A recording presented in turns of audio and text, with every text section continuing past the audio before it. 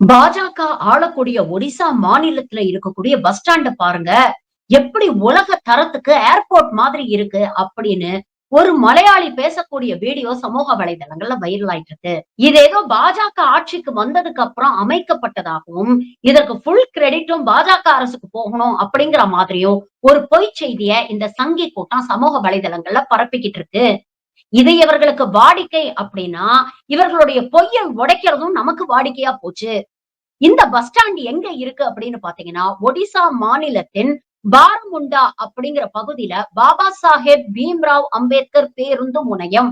இது கடந்த 2024 மார்ச் மாதம் ஒடிசாவின் சிஎம் ஆன நவீன் பட்நாயக் அவர்களால் திறந்து வைக்கப்பட்டது.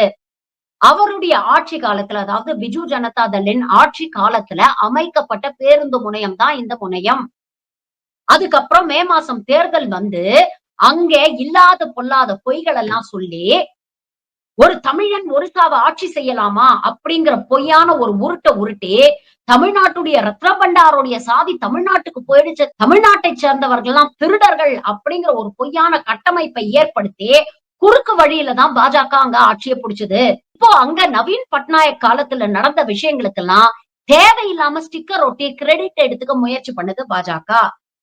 சங்கிகள் வாயிலிருந்து என்னைக்குமே உண்மை வராது அப்படிங்கிறது நமக்கு தெரியும். அதுங்களுக்கு வெக்கமும் கிடையாது, சுயமரியாதையும் கிடையாது அப்படிங்கிறதும் நமக்கு தெரியும். அப்படி ஒரு இம்மி அளவாவது வெக்கமோ, சுயமரியாதையோ இருந்ததுன்னா, இவ்வளவு பெரிய ஒரு பொய்ய சமூக வலைதளங்கள்ல பரப்ப மாட்டாங்க.